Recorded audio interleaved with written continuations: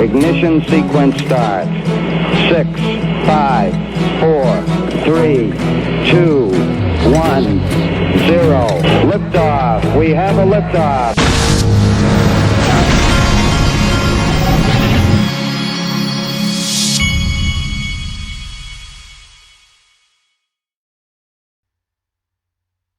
Hey everybody, this is the Digital Asset Investor, and today I'm going to really show you two themes. The first theme is the current events that we're going through have are obviously a very terrifying thing. But then I'm also going to cover the fact that there's always a silver lining no matter what you're going through. And that silver lining is what we are a part of, which many have called the fourth industrial revolution. And before I take you through it, I want to just make a point that I probably have made before, and that is, I don't care how bad the economy has been or is, someone is always making money, okay? In a bad economy or a good economy, someone is always making a lot of money. And I propose that the people that are going to benefit, there's going to be a generation of wealth that's created as a result of everything that's going on right now. And I believe that generation is the ones that are going to come out of this being the wealthiest, maybe some of the wealthiest people in the history of the world will be people that discovered digital assets. It happened during the Depression. There were fortunes made. It happens in every economic collapse or every slump or whatever you want to call it. There's always someone who spots the silver lining. So I'm going to present to you the terrifying part and also what I see to be the silver lining. Okay, let's start here with I Am Legion. He's got a good thread here about the Bank of England. He has posted this little graphic several times: interledger protocol, micropayments, web payments. Then you got digital assets like XRP, Ethereum, Hyperledger, Quilt. All of this kind of relates to that chart from Everest that I've been showing you. But then he's got down here, he's got central banks, Bank of England as an example, banks, Ripple. All right. So as we go down this thread, he has put together a lot of information. This is from Bank of England, FinTech Accelerator, proof of concept. Goes through the Bank of England's proof of concept that they did with Ripple, reflections and next steps, goes through all the different things. ILP validator, create a single source of truth between two ledgers. Anyway, I'm not going to read all of that. You can go and read it yourself. But let me see. Can't remember if she had more here. Let me go back. Okay, let's go back to, okay, there's that. Now this right here. Ripple, we carried out a proof of concept with Ripple to explore the synchronized movement of two different currencies across two different real-time gross settlement systems linked using Ripple Connect and Interledger protocol. We wanted to demonstrate how this kind of synchronization might lower settlement risk and improve the speed and efficiency of cross-border payments. And so you can see how Bank of England obviously has been doing all these the proof of concept with Ripple. Non-banks and central banks. Access to UK payment schemes for non-bank payment service Bank of England. And then first non-bank payment service provider, PSP, directly assesses UK payment system. And then he's got this. This is a clip from Mark Carney. Be very active here. Now I'm not fully laying out exactly what we're contemplating doing because we want to make sure we have everything lined up. So as a small commercial, I would say watch this space over the course of 2019 for something substantial. Okay, so and we've seen, of course, Mark Carney's been all over this this space. Bank of England has carried out a successful test of Interledger program developed by Ripple. And then, so anyway, he's got all kinds of documentation here about Bank of England doing their testing and for settlement with Ripple. And then he credits Stewart, XRP Stewart, for this near-time cross-border payment solution for UK Tier 1 Bank. Everest, there they are again, plus Ripple, plus UK Tier 1 Bank, Earthport, Ripple partner. You can see the whole flow of how this would all work. Project scope, project benefits. it's all laid out right there for you. Okay. All right. So let's move along. I wanted to show you that first. Okay. So I got this from, I was sent this video. This is another Jim Rickards. Now, folks, if you don't like Jim Rickards, don't watch this video because I'm about to show you 4 different clips, some of them longer than others, of Jim Rickards. If you want to really understand what's going on right now with the current events that are going on, you need to watch what I'm about to show you because your eyes will be wide open after you watch this. So I'm going to take you through all these clips, but then I've got more after I show you Jim Rickards that I'm going to tie all this in together. Okay, we'll start here. They took their balance sheet to $4.2 trillion, but they're still there. They've never normalized. If they had come back down to 800 billion or even $1 trillion, I'd say, nice going, guys. You saved the day, you normalized your balance sheet, good job. But that hasn't happened. The balance sheet's still up here. Interest rates are still down here. They're not ready for the next crisis. What are they going to do? Take the balance sheet to 8 trillion, 12 trillion? Where's that invisible confidence limit when you destroy confidence in the US dollar? They know they're close to it. So there's only one clean balance sheet left in the world. There's only one source of liquidity in a liquidity crisis. That's the IMF, the International Monetary Fund. Now, this isn't well known, but people know that the Federal Reserve can print dollars, the European Central Bank can print euros. Well, the IMF can print their own money also. It has a funny name. It's called the Special Drawing Right, or the SDR. It's world money. That's the easiest way to think about it. The IMF is the central bank of the world, and the Special Drawing Right is world money. And that's where the liquidity will come from. But that will basically mean the end of the dollar as the benchmark global reserve currency. We'll be talking about SDR. So there is this complex dynamic going on. And by the way, in a complex system, the worst thing that can happen, the worst crisis, is an exponential function of scale. Now that sounds technical, but I can explain it. What it means is that when you double the system, you don't double the risk. You increase the risk by a factor of 10 or more. And that's what's been happening. Since 2008, the world has created over $70 trillion of new debt.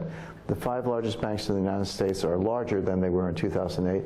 They own a larger percentage of the total banking assets. So everything that was too big to fail in 2008 is bigger and more dangerous today. So when this crisis hits, it's going to be a global liquidity crisis. The central banks will be unable to put out the fire because they haven't recovered from the last one. The IMF will come in. We'll be looking at world money, and that will be a very different world. And Jim, I was intrigued by the subtitle on your book. You're saying that the international elite has some sort of plan to deal with the next crisis. Right. Bill, when I talk about the global elite or the global elite's secret plan for the next financial crisis, that's the subtitle. When you say a phrase like global elite, people think you're talking about some deep, dark conspiracy like the Illuminati. I mean, we can say the Illuminati for another day, but these are real people. We know who they are. They're, Christine Lagarde, the head of the IMF, someone like Mark Carney, currently the governor of the Bank of England, but formerly the head of the Bank of Canada, also a senior figure at the BIS, so he's got a kind of finger in every pie.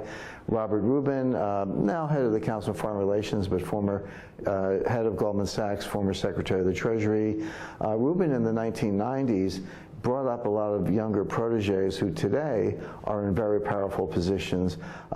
People like Lael Brainerd, who's on the Board of Governors of the Federal Reserve, formerly at the U.S. Treasury. She was a Rubin protege.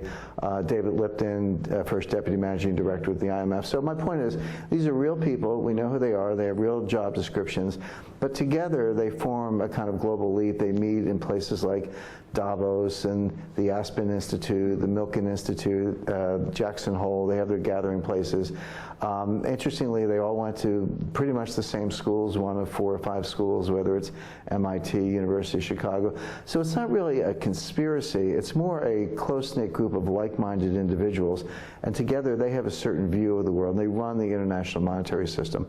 My point is that they see what we're talking about, what I talk about in the book and what we're explaining to our readers and our viewers, is they see the risk in the system. They won't speak about it publicly. I do because I feel an obligation to warn people about what's coming. But they're seeing it as well, and they're preparing for it. they know that they won't have enough liquidity, that the central banks will not be able to solve the problem, and that they're going to have to use different solutions. I've actually spoken to members of the Board of Governors. I spoke to Secretary Geithner, former Treasury Secretary Geithner recently, and John Lipsky, former head of the IMF, spoken to Ben Bernanke. So I've had occasion to speak to many of these individuals. So I know what their plan is for the next financial crisis. It's not going to be pretty. Jim, is this plan, this ICE 9 that you talk about in your book? That's what I call it. Now, ICE 9 is a bit of a literary device. I should give you a quick background on that. ICE 9 was something that was invented by the author Kurt Vonnegut in his novel Cat's Cradle. And if you haven't read it, I really recommend it. It's short, it's hilarious, it's a darkly comedic novel. So it's about a doomsday machine, but it's a pretty funny novel. But the plot is there's a physicist who invents something he calls ICE 9. It's an isomorph of the H2O molecule, water. But it's different from water in two respects. Number one, the boiling temperature is 117 degrees Fahrenheit, which means it's frozen the melting temperature is 117 degrees Fahrenheit, so it's frozen at what we would consider to be room temperature. The other characteristic, when a molecule of ICE 9 comes in contact with a molecule of water, it turns the water to ICE 9. In other words, it freezes.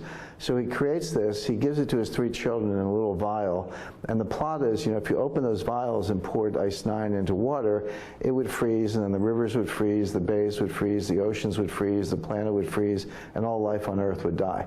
So this is a doomsday machine. So I took that, borrowed it from Kurt Vonnegut, and applied it to this elite global financial plan. And here's the point. We use the word liquidity. Well, they think of water, but liquidity just means obviously financial liquidity. So here's what happens. In a financial panic, and they're all the same, they can have different causes and different specific failures, but they have one thing in common, which is everybody wants his money back. People say, oh, I have money in the stock market, money in the bond market, money in real estate. And I say, no, you don't. You have stocks, bonds, and real estate. If you want money, you got to sell it and get the money back. Everybody wants their money back, but there's not enough liquidity. So what you'd have to do, first people will go to money market funds, so they're going to shut down the money market funds. The law recently changed in the United States, so that today, in the past, you had to give redemptions. If people wanted their money back, you had to give it to them. That's not true today. You can suspend redemptions and keep the money. So then they'll go to the banks. There'll be a run on the banks, so you have to shut the banks. Then they'll sell stocks, and you'll have to close the stock market. So one by one, all the sources of liquidity will be frozen. So it's exactly like the ICE 9 molecule kind of contagion. And they'll say, this is temporary. Remember August 15th, 1971, when Richard Nixon went off the gold standard, he said, I am temporarily suspending redemptions. Well, that was 46 years ago, and they're still suspended. So the point is, the elites will say it's temporary. They'll shut down the system. They won't really have a plan for reopening it, but you won't be able to get your money. That's ICE 9. Well, Jim, what's going to happen to the average person when this ICE 9 plan gets going? It's a great question, Bill. A couple expressions. Mike Tyson, the famous boxer, he said, every boxer goes into the ring with a plan, but no plan survives the first punch in the mouth. You have to deal with the unexpected. One of Napoleon's generals said, no battle plan survives the first shot. As soon as the first shot is fired, things descend into chaos. And the same thing is true of this global elites plan. They think they know what they're going to do. They do have a plan. It's the one we described as ICE 9. But inevitably, they'll do this, and it will not work out the way they expect. Now, just to give you a very concrete example, not long ago I had dinner in New York with a lady, no need to mention names, but she was the top advisor to the head of BlackRock, the one of the largest wealth managers in the world, multiple trillions of dollars of assets under management. And she said she was having to go meet with the government, the day after our dinner, because the government has this plan. This little technical, they have what they call SIFI, S-I-F-I, Systemically Important Financial Institution. And these are ones that the government's going to take control over in the crisis. Now, the banking system is easy. The banking system is heavily regulated. But what do you do about wealth managers? BlackRock was taking the position, hey, we're not a bank. We're not a financial intermediary. We don't have a lot of debt. We're not leveraged. We just manage people's money. So why are you calling us a SIFI? Why are you including this and this? Well, the answer is that when they need to freeze the system, they need to do it very efficiently. Now, whose money does BlackRock manage?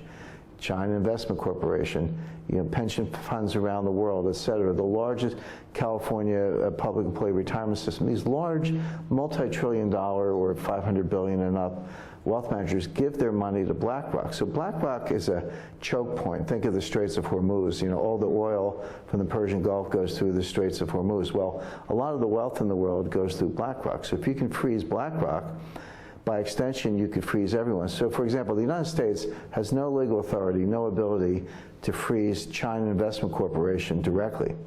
But if they give their money to BlackRock and you can freeze BlackRock, then indirectly you've frozen China, and that's the plan. So this is what's going on behind the scenes in these private conversations between these large wealth managers and the U.S. government. It's really shocking when you think about it. But what they said is that we don't just want information. Of course they want information, but we want to be able to tell you can't sell securities. Because in a panic, everyone's, as I said, everyone's selling stocks to get cash. Well, there's not enough liquidity. There are no buyers in a situation like that. So the only way you can stabilize markets is either shut them down or else tell people they can't sell. And that's the government's plan is to do both. But here's the problem. That sounds like a plan. They would never publicly disclose this, but the evidence is there, and it's all in my book, The Road to Ruin. And that's the other thing. I never make claims without backing them up, so everything we're talking about, readers can find full explanations and notes. All the references are there. But when this actually happens, it's not going to go as planned.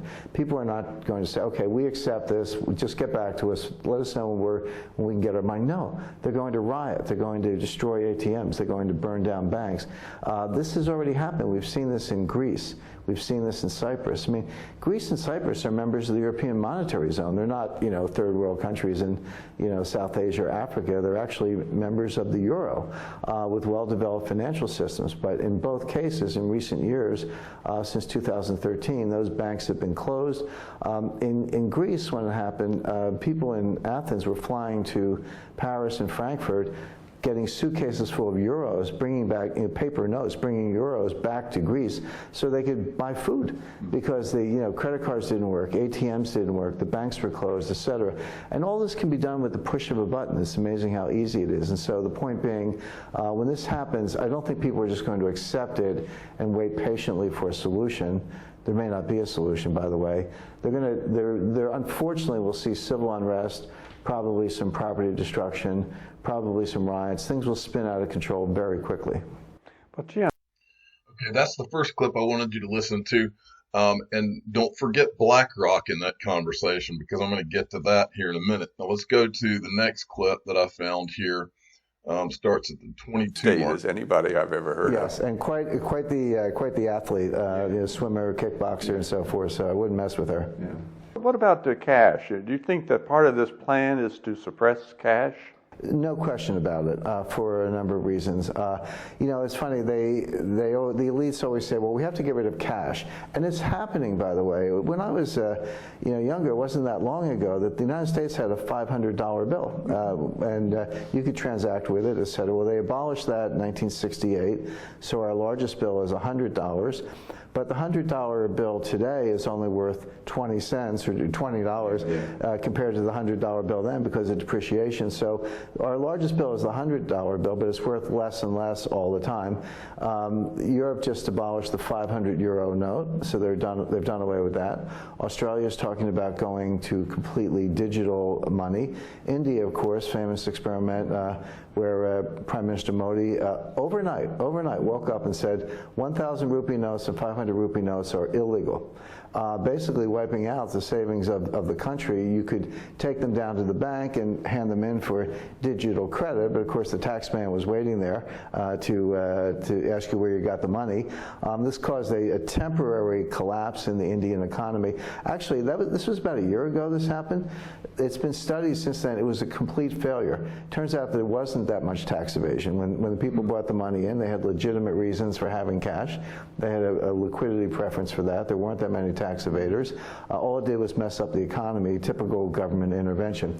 But the point is, what they want to do is have negative interest rates, because the central banker's greatest fear is deflation. They love inflation. They like a little bit of inflation. It's like a kid stealing money from his mom's wallet. You know, if you take $50, you'll get caught, but if you take 1 or 2, mom won't notice. That's how central bankers think about inflation. They want to steal your money slowly.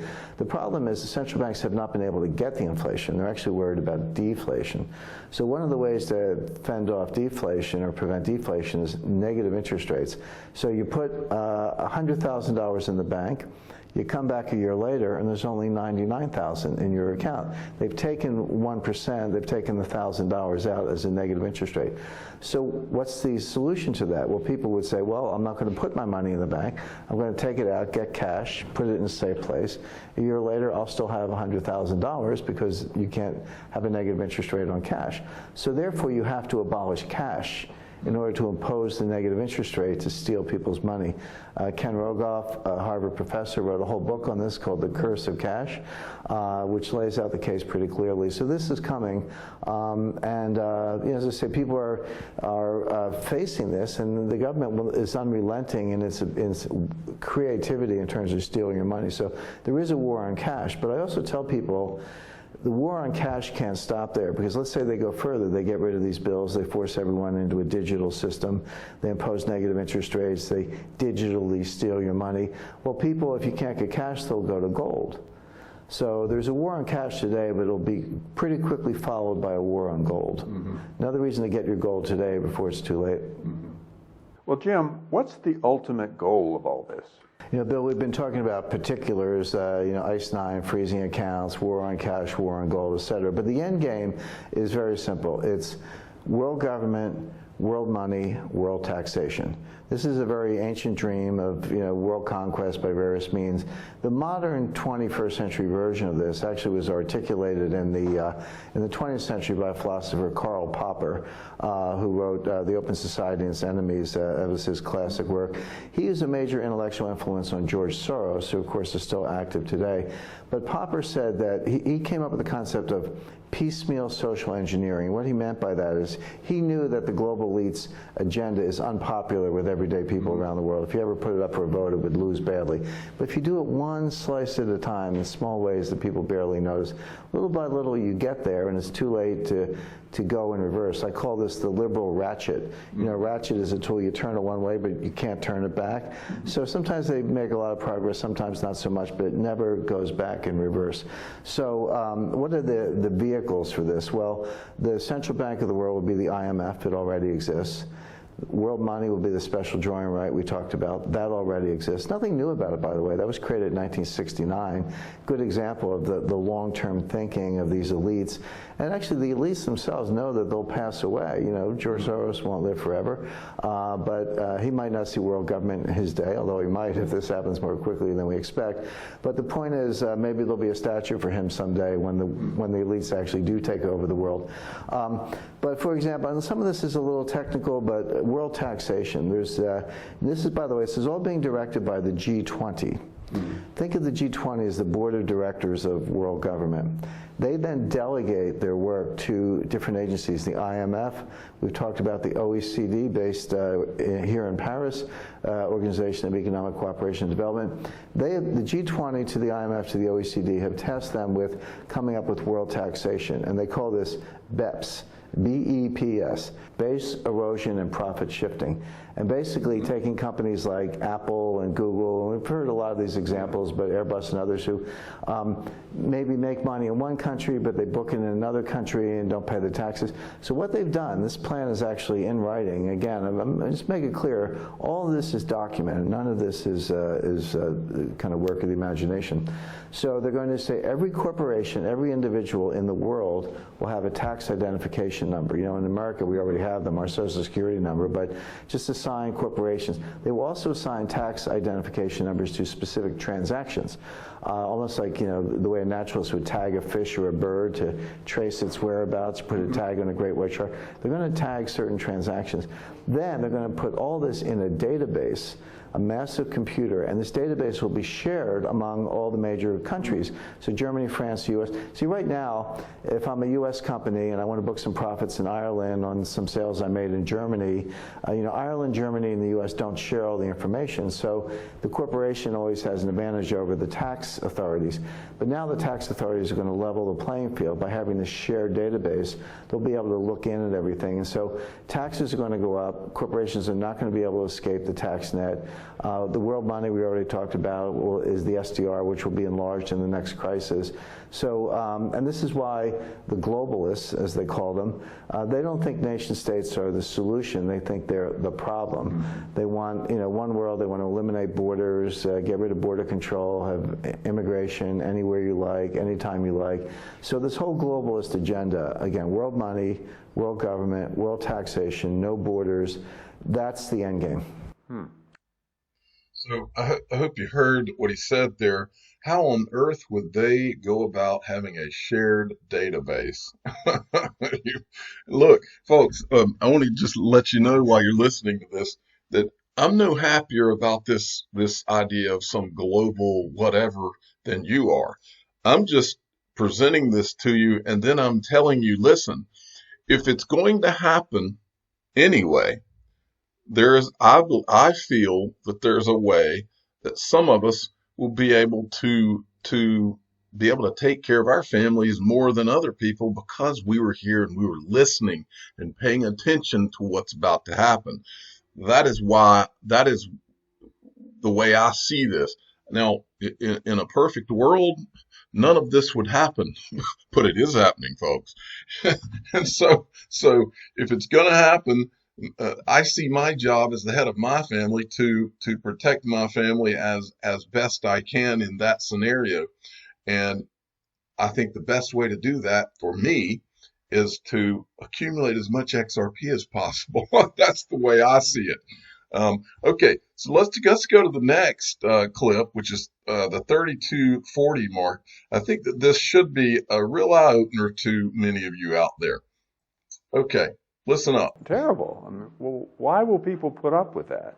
Well, the elites actually have something they call the Shock Doctrine. The Shock Doctrine was the title of a very good book by Naomi Klein. She's a little bit of a left-wing critic, but you can use it from any perspective. And the idea is the following: you have some plan of action. You know that people don't like it. You know they're going to be offended by it. Freezing their bank accounts not exactly popular. So what you do is you either create a crisis or you wait for a crisis, because one always comes along sooner or later. There's a sort of a panic in the crisis, and you use that uncertainty, use that fear to impose laws that people would not normally accept, but they do accept them in a crisis.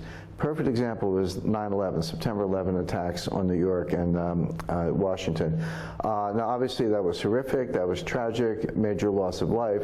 But within weeks, the United States government passed what they call the Usa Patriot Act, giving the government enormous invasive powers, powers of surveillance, financial powers, etc. At the time, it was accepted because that seemed like a necessary response to the horror of the attack. And yet, certain members of Congress, Senator Rand Paul, Congressman Ron Paul, warned that things passed in haste would eventually come back to haunt people. They would be used in unintended ways, and that is exactly what has happened. So there's an example of, a shock, 9/11, a very rapid legislative response, which people accepted at the time. But today there's a lot of regret about that because it's given the government much greater powers for surveillance, freezing accounts, et cetera, which can be used in ways that have nothing to do with the war on terror. And so the panic of 2008 was another example.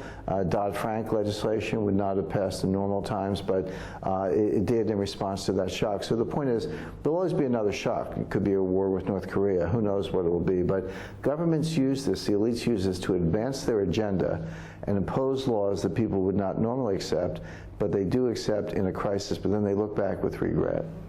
Do you think that Patriot Act and these kinds of legislative moves are set up in advance of the crisis that they're just waiting for them? There's no doubt about it. In fact, I have firsthand experience with this as many years as a regulatory lawyer and working with the United States government. The Treasury Department has a lot of proposals on the shelf. It's their wish list of things they would like to do to taxpayers. They know that on any given day they might be unpopular and not have legislative support. And so when you have a crisis such as, 9/11 is a very good example, but 2008 also, and people say to Congress, well, you have to do something. So they run around. But that's when the Treasury Department pulls these ideas off the shelf and puts them into the legislation under the guise, almost like a Trojan horse, of response to panic. But what they're really doing is implementing their long-term wish list. And for example, this was a big part of the war on cash. Supposedly the war on cash was supposed to be about stopping terrorist finance, and it was to some extent, I don't dispute that, but it's also being used to put honest Americans under surveillance. And they say it's for tax evaders and criminals, but that's always the excuse. What they really want to do is drive people out of cash. For example, a U.S. citizen, there's very similar rules in Europe, you go down to the bank and draw out $10,000 in cash, they file a report, a currency transaction report with the Treasury Department. Nothing illegal about it, but you'll be sort of put on a watch list at the IRS, if you will. Well, today, if you withdraw as little as $3,000 in cash, they can file something called a suspicious activity report, same sort of thing. So I tease my friends in Washington who wrote these rules. I say 3,000 is the new 10,000. But the point is, what they're trying to do is make it more and more difficult to have any access to cash. That's the hidden agenda of these emergency responses. That's the shock doctrine. That's how they implement their plan. Jim. Okay, so now I've got one final clip here that I want to play for you, and that is at the 46 right here. Models are now telling us that we should expect a crisis in 2018. Is that right? Well, 2018 is an estimate, Bill, and I used the 10-year tempo, 1998, 2008, so I took that 10-year tempo and carried it forward to 2018. So a bit of a literary device, but the point is it's a serious date. It could very well happen in 2018. Maybe it's 2019, but the point is it could be tomorrow. The thing is, what causes an avalanche? What causes a sandpile, a sandcastle to collapse? You never know. You build it up, you build it up, you build it up. It becomes dynamically unstable, and then one snowflake causes the whole mountain to collapse. So that's the way capital markets operate. They're building up in terms of notional value of derivatives and the interaction of the banks, et cetera. But you never know what could cause it to collapse. So 2018 is an estimate. It is what I talk about in my book, but it could happen tomorrow. So people need to prepare today. Well, but doesn't Janet Yellen say that it won't happen in our lifetimes? Scariest thing I've ever heard, Bill. And recently, you're right, in some testimony, Janet Yellen said the financial system is now so sound that we should expect there'll never be another financial crisis in our lifetimes. And of course, I immediately thought of Neville Chamberlain, who returned from his meeting with Adolf Hitler and said, I brought us peace in our time. And of course, that turned out not to be true. Look, Janet Yellen has no comprehension of the statistical properties of risk. She's a kind of geeky, liberal, democratic labor economist. And that's not, I don't say that in a disparaging way. That's what she is. She's a labor economist. She believes in the Phillips curve, which is another one of these models that bears no relationship to reality. She doesn't understand risk. She doesn't understand what we're talking about here. And she's just sort of putting out, she probably believes it, which is even scarier. But the point is, when I hear someone like that say that we'll never see a collapse in our lifetime, I say to myself, it could happen any day.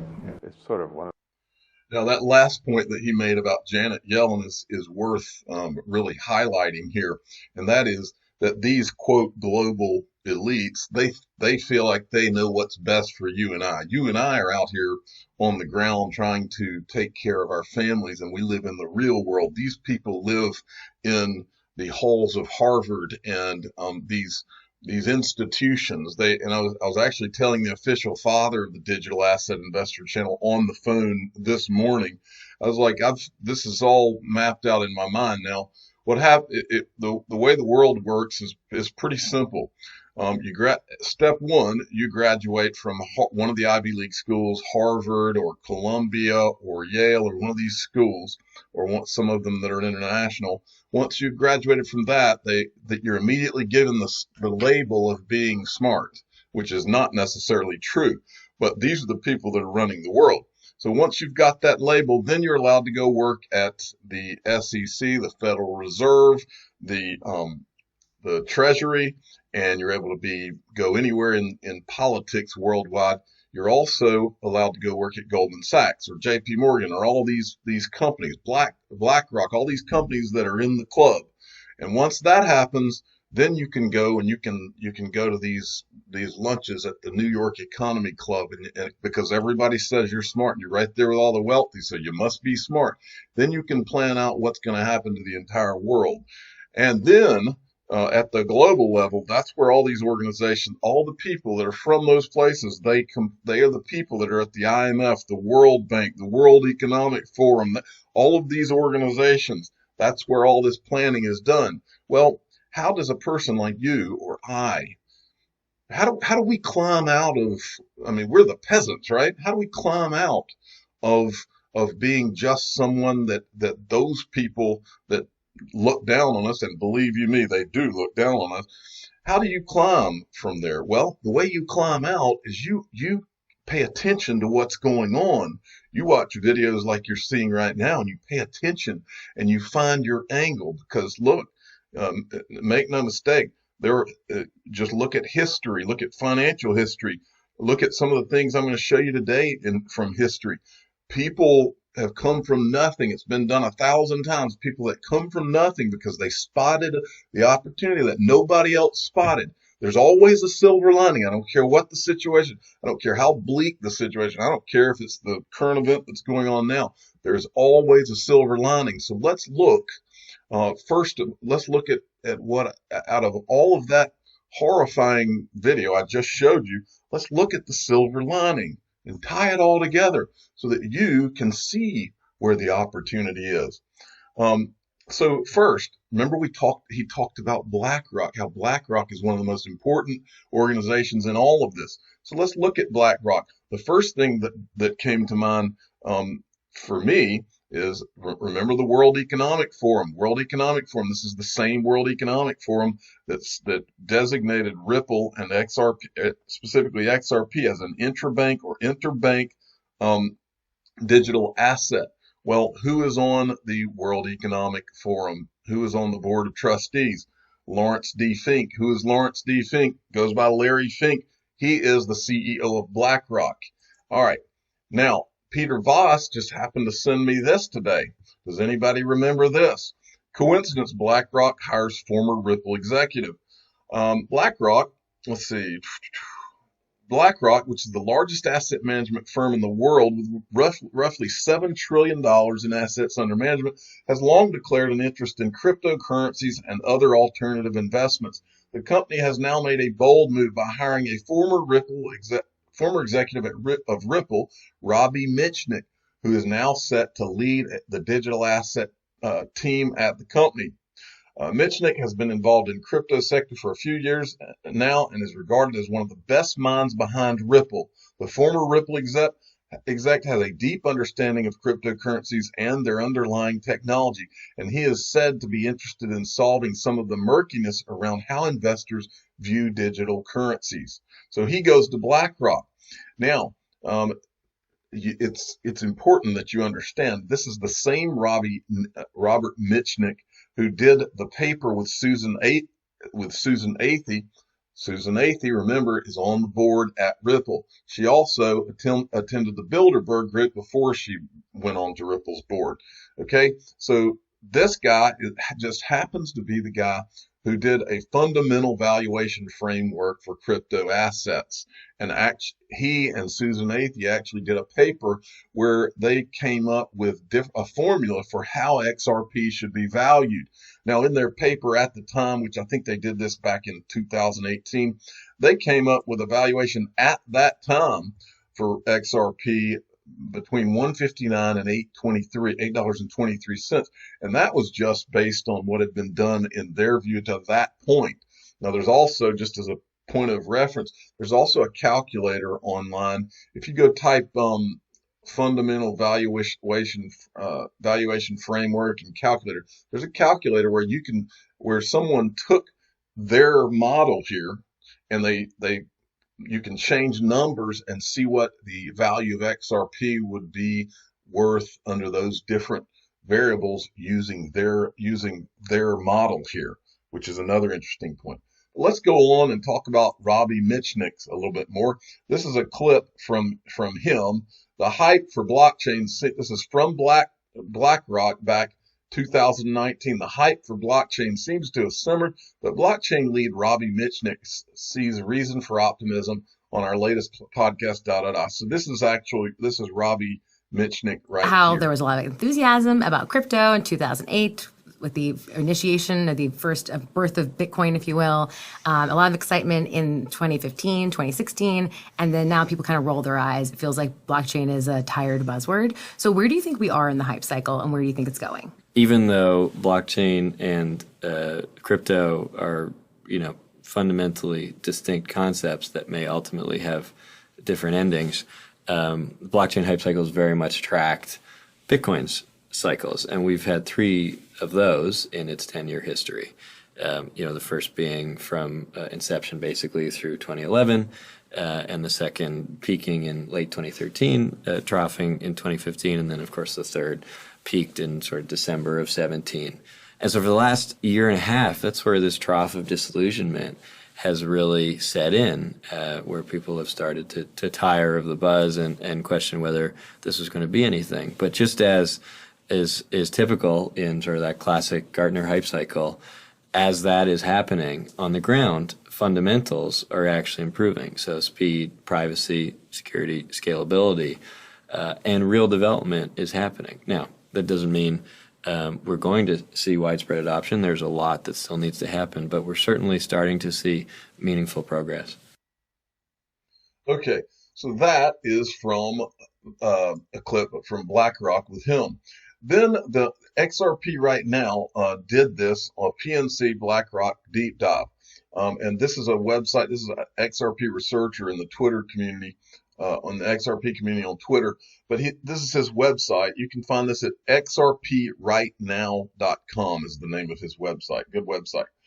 He says, let's take a deep dive into this PNC and BlackRock connection with XRP and Ripple. 2018, we get the news that PNC joins RippleNet.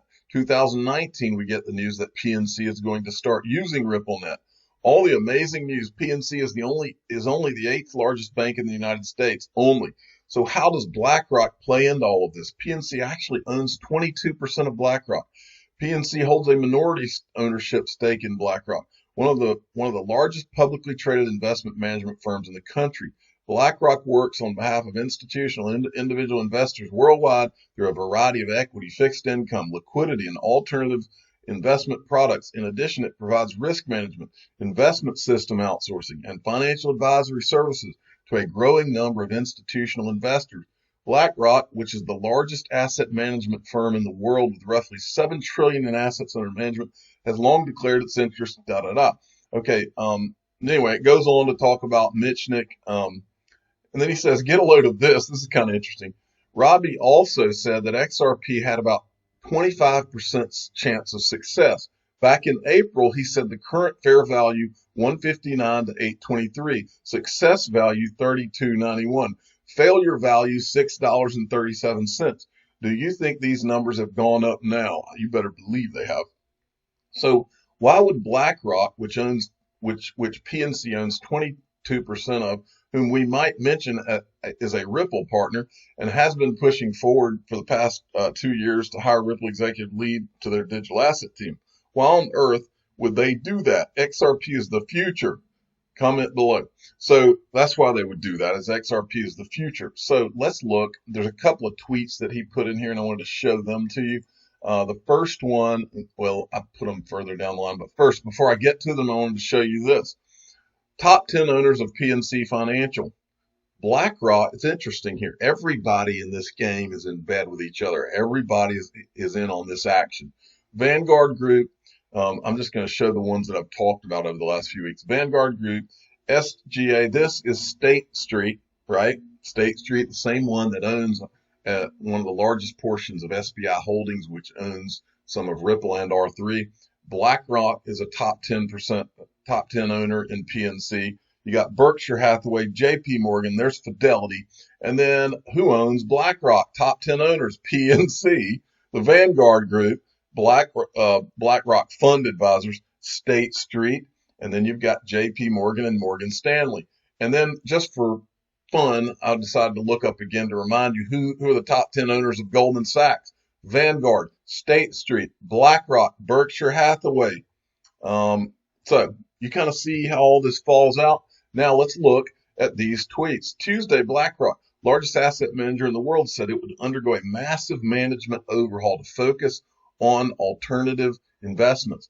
BlackRock recently hired former Ripple product manager Robbie Mitchnick to its digital wealth team. This is a Forbes article. And then there was this, folks. Some of you may not remember this. This is back in 2000, and I believe this was from 2018. Maybe it was July 2019. So this is a clip from Larry Fink of BlackRock, and tell me what you think he's talking about here. And when you think about all the people who send money, they may work in one country, send money back home. They generally do that through organizations that charge 5 to 10%. Yeah. There is a need, whether it's a Libra or something else, to democratize the exchange of foreign currencies. Today, with computers and electronic market, there shouldn't be that. It should be 10 basis points, 5 basis points. That it's makes not sense. percent. And so I actually believe the idea around Libra, I don't think we need to create a new currency, but the technology to instantaneous calibrate all the currencies, that should be done. And when you what do you think he's talking about there? What in the world? Now, now let's go into, now remember, the World Economic Forum is where they came out, and I'll show it to you in a second, but that's where they came out with the paper or the central banker CBDC toolkit's what they called it. But that was where they came out with the paper that designated JP Morgan coin and XRP as interbank or intrabank digital assets, which this went out to all the central bankers across the world that are part of the World Economic Forum, which is basically all of them. This is Chris Larson. So but that paper, let me see if I put it, here it is right here. Central Bank Digital Currency Policymaker Toolkit. And this always struck me. This toolkit was put out by, they have an actual part of the World Economic Forum called the Center for the Fourth Industrial Revolution. Now, that struck me. Well, words mean things, as I've said on this channel before. So let's go back to here. All right. Chris Larson said, this is from 2016. I've played you the clip before. Listen to this. When you think about the fourth industrial revolution, this is all about the web merging together with the physical web, merging together with sort of the human web, if you will. I would add another one to that, and we would call that the Internet of Value. So think of in terms of where we're going. Okay. I think he says it again here towards the end. Let me refresh that first. Let me go down here to the end and see if we can write it this kind of the same way that the internet, as we've known it over the last 20 years, it introduced applications that we could have never imagined. And that's very exciting. So we think that's going to provide all kinds of yet to be determined benefits to consumers. So there's a now impact of all the things we do today, and then there's a huge impact of the things we can't even dream about. Okay, I hope that little clip did not get flagged this video, but we shall see. Now, fourth industrial revolution, we keep hearing this, but remember, as we go through this, remember, Larry Fink, the CEO of BlackRock, is on the he's one of the board of trustees at the World Economic Forum, and we've also shown you other people with ties to Ripple there. So now I'm just going to show you some different places where fourth industrial revolution has been brought up, and it keeps being brought up. Ripple payment systems represent the last step in realizing the fourth industrial revolution.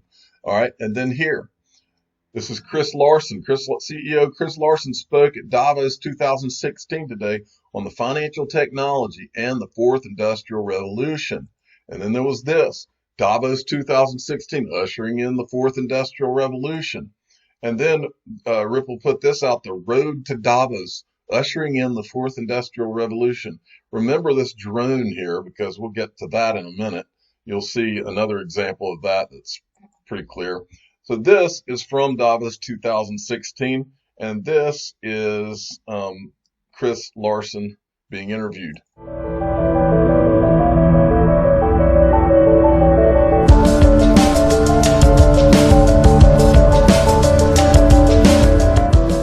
I'm Edie Lush, and I'm here at the Hub Culture Pavilion in Davos. Really delighted now to be joined by Chris Larsen, CEO of Ripple. Tell me, how does what you're doing fit into the fourth industrial revolution? Yeah, it was a very exciting time. So much change going on. And one of those additional changes that I think will be part of this fourth industrial revolution is this notion that we now have this internet of value. We're moving into a world where value, money, payments is moving like information already does on the internet. And that's a big deal because until now, the world is sort of a lot of siloed payment networks, country by country, or Visa to M-Pesa. They don't talk to each other. And because they don't talk to each other, everybody suffers. I'm not going to play the whole rest of this clip. You can go and watch it. It's Hub Cultures where you can find this Davos 2016 Chris Larsen. Do a search on that on YouTube and it'll lead you to it. But back to this, I wanted to show you, we're just talking about this fourth industrial revolution. I wanted to take you down this list. Let's go to, I think it was page 17 or so, for those of you that haven't seen it. This was the, let's see here, there we go. So, this is the digital payments ecosystem and landscape evaluation. Now remember, this went out to all of this is the central banker handbook for how you bring about central bank digital currencies and how it will work. And it's not, those of you that think this doesn't mean anything, just think about what it takes as some startup out of San Francisco to get to the point where your digital asset is listed in a handbook that's being handed out by the most powerful people in the world to the central bankers. This is not something that just happens, folks. All right. Okay. Now let's go to this. So I decided to go look at the Center for the Fourth Industrial Revolution. And actually, they've got an interesting intro video. I'll let you watch it now.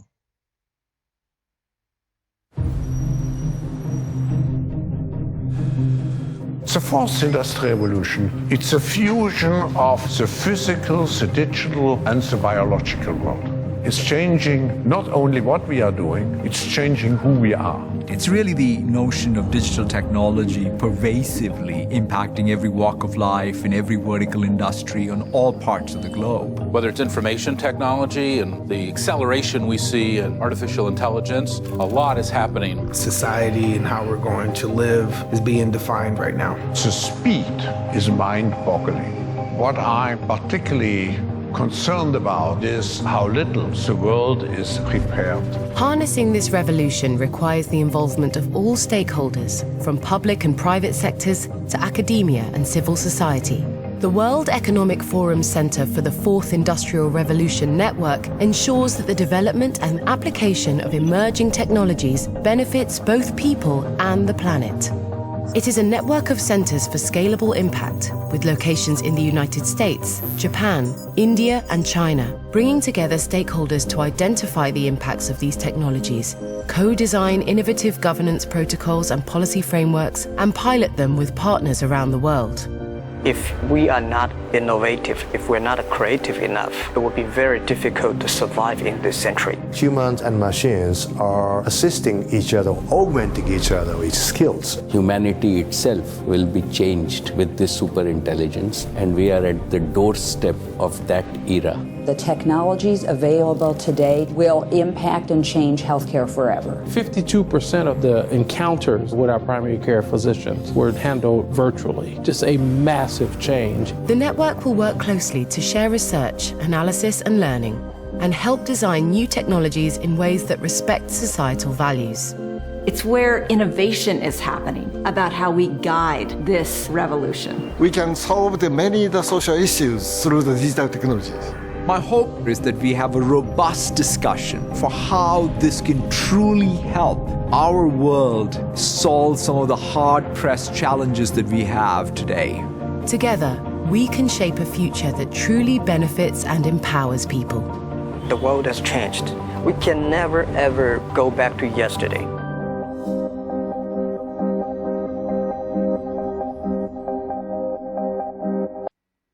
Folks, things are changing. Now, I hope if you get nothing else out of this video, what I would like you to get out of this video is this. Look, we have a choice in the change that I believe is coming. You can choose to continue just to be one of the guinea pigs, or you can choose to find the silver lining and find what is it.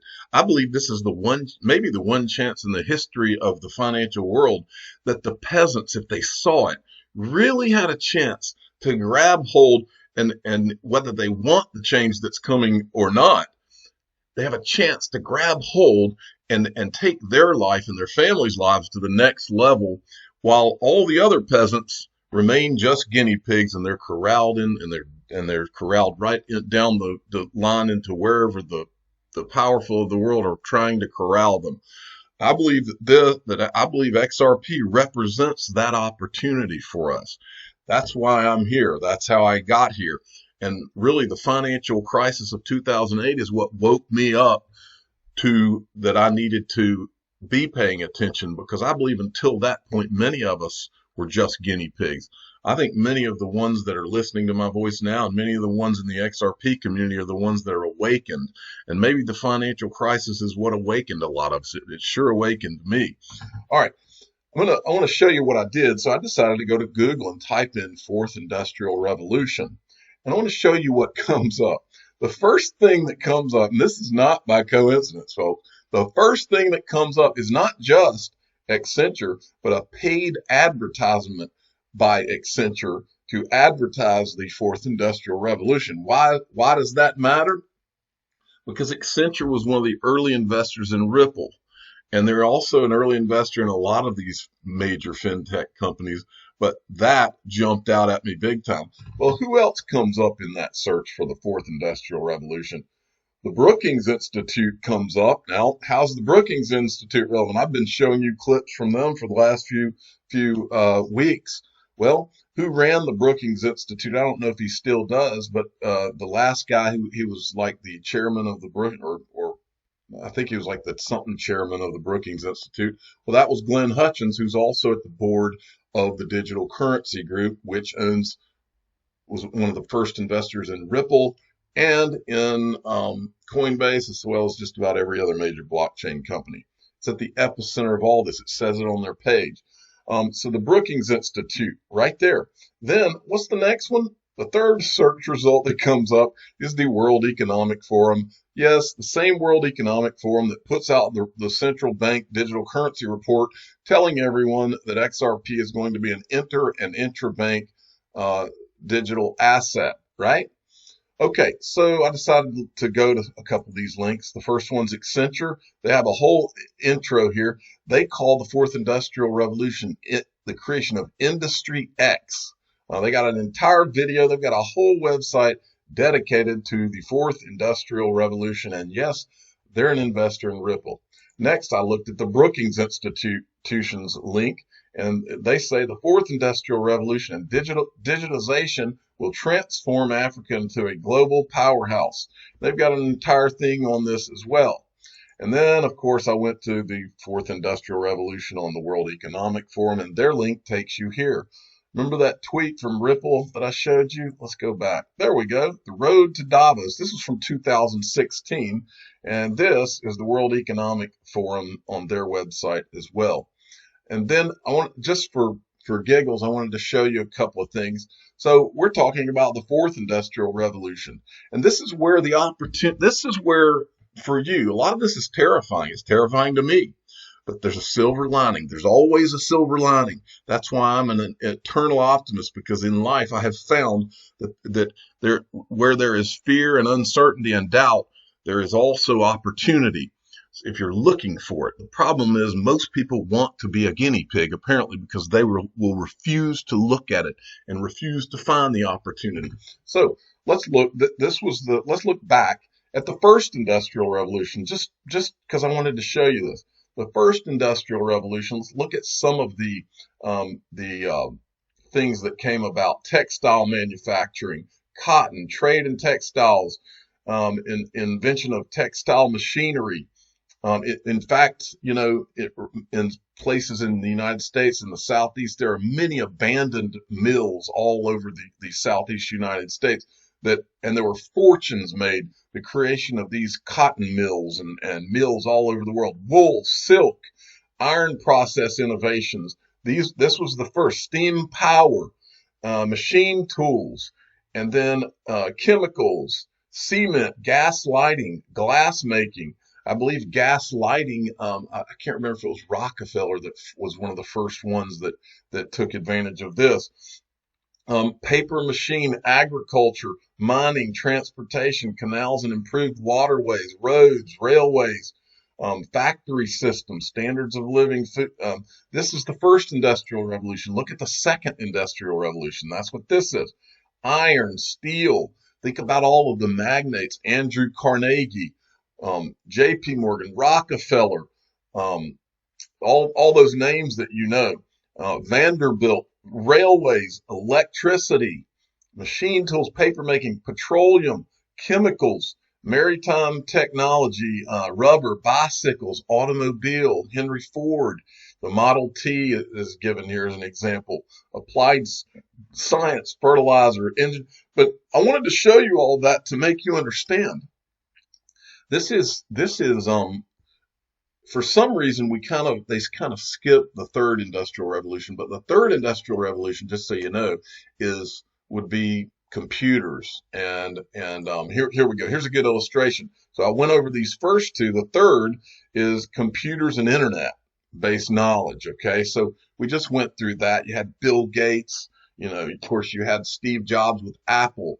We've seen Facebook, Google, the Internet of Information. We've seen, Microsoft. When I was a kid, a lot of you don't know, a lot of you young people out there don't realize, but it wasn't until I was a kid that we started having computers inside homes. I mean, we used to have rotary telephones in our homes. I mean, there's all kinds of things that have happened, but now we enter this fourth industrial revolution. But here's what is so exciting about this one to me. Now, yes, there's a lot of change is very terrifying. My wife is terrified by change. Change terrifies a lot of people, and in some ways, maybe it should be terrifying. But in other ways, like I keep saying, there's always a silver lining, but this one's different. I believe that the fourth industrial revolution is presenting an opportunity that's never been. Let's just take Microsoft for an example as a part of that third industrial revolution. Well, if you wanted to benefit from Microsoft, the onslaught of Microsoft financially, there's only a few ways. You could either be Bill Gates and the guys that created Microsoft, and you start that company and he literally became a billionaire from it. Or you could be an early employee of Microsoft, and as an early employee, you would have gotten stock options, and many of those people probably became millionaires, if not billionaires. Or you could be a venture capitalist that invested in Microsoft early, and they would have gotten very wealthy. Or you could be an accredited investor who was able to buy Microsoft shares before it went public. Okay, those are really the four categories. Well, this go around, this fourth industrial revolution, I believe is the first time in human history, or in the history of finance, that we're able to invest in the actual protocol, folks. Remember, Glenn Hutchins said the value's in the protocol. We're able to invest in the protocol, folks. That's what we're doing with this XRP investment. But it gets even better. I believe that, I don't know why, I don't know how I ended up here, folks, but I believe that Ripple is at the very, very center of this fourth industrial revolution. And by the grace of God, somehow I find myself here. And if you're listening to me, you find yourself here. And I believe that we just happen to be at that one moment in time. That's why I've said it. I believe that this is the greatest investment opportunity in the history of the world for those that are looking. And it's literally less than 1% of the world really that's looking at this. I'm surprised more haven't seen it. I believe a day is coming very soon that people are kicking themselves for the rest of their life about how they didn't see it. And many of those will be the ones that made fun of you and me. But, I wish that people would really turn on their thinking caps and pay attention to what this is. This video may be the longest video I've ever done, and so I'm going to end it here. I am the digital asset investor. I'm not an investment advisor. This is for entertainment purposes only. Please subscribe and hit the like button. And ask your friends and family, what are you going to be? Are you going to be a guinea pig and let the powers of the world corral you into where they want you to be? Or are you going to take this once, probably in the history of finance, lifetime opportunity and take a chance? Even if you take a small chance, and I'm not a financial advisor, but I'm taking the chance because I think that this is a life changer, and it could for you and your family very well be a complete changer for your family for decades, if not centuries to come. Thank you for listening.